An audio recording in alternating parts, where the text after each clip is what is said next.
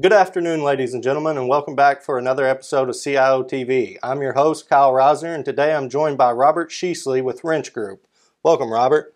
Thank you, Kyle. It's good to be here. Absolutely. Thanks for the invitation. Yeah, absolutely. So things worked out in our favor today. We were wanting to have you on the show, and things worked out to where you were in town, so we were able to have you in the studio here today, so we're excited. So thanks for joining us. Happy to be here. So just to get things started, if you don't mind, tell us a little bit about your company and what you guys do, and then how you and your career got started in technology. Sure thing. Yeah, Wrench Group, we're headquartered in Marietta, Georgia, and we are a private equity company. We have 21 brands in 26 geographic markets. We provide home services, so essentially HVAC, plumbing, electrical, water purification, some land excavation. We've just started to offer services in insulation for homeowners as well. So if you're a homeowner and you need assistance with heating, cooling, plumbing, hopefully not on an urgent matter, but we're there for all of the homeowners in 26 geographic markets. And I've been with the organization now for a little over 4 years. We have about 6,000 employees. We serve approximately 1.7 million customers across those markets. Oh, wow. Okay. So when you were beginning your career, what was it about technology that really piqued your interest to make you want to do what you do today? Yes. I had no intention of going into technology whatsoever. My undergraduate degree is in communications with an emphasis on broadcast journalism. So I had planned to be in front of the camera like we are today. Okay. Hopefully as a sports anchor, but as you know, a young person evolves their thinking and their appreciation for careers and what they enjoy doing and what they're good at. I did have some talent in the area of coding. Took a few COBOL classes in college. Did a lot of statistical analysis, regression analysis with tools like SAS and SPSS. Started to enjoy that, and I'll be honest, after I thought of doing something different other than broadcast journalism, I decided to go get my MBA straight through. So I spent 2 more years at school, got my MBA, and it was through that experience that I started to be more interested in technology.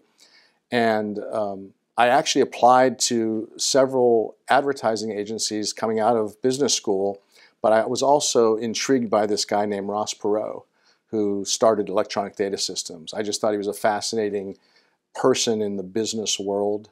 He, you could arguably say he started the outsourcing industry after he left IBM and started EDS. And I interviewed with EDS. They made me an offer I couldn't refuse.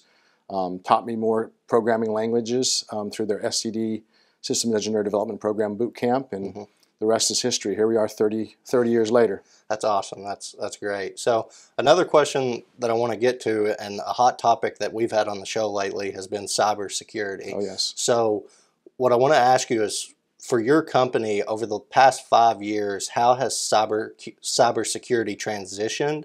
And over the next 5 years into the future, how do you expect it to change even more, or do you expect things to settle down and kind of stay the same?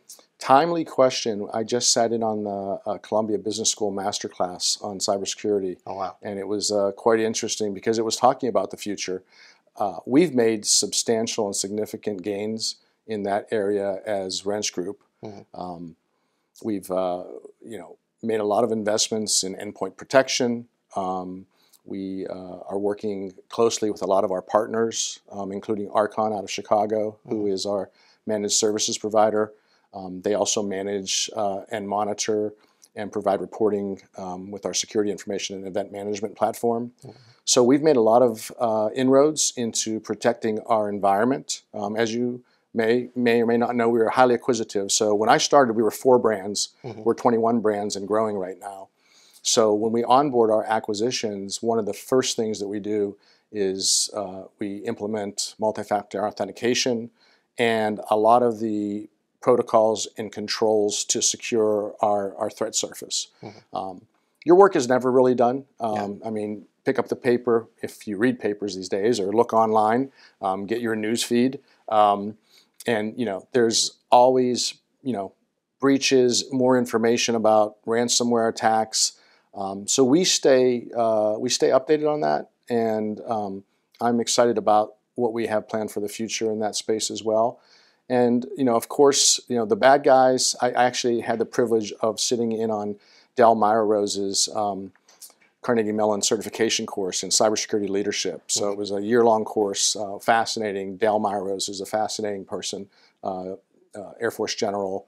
You could YouTube him or see him on C-SPAN providing thought leadership in the area of cybersecurity, and learned a lot from him about nation-state actions, and the idea of a security, a culture of driving cultural acceptance and understanding that we are all responsible for cybersecurity, from the board to the service desk or our customer service representative, all the way through the organization.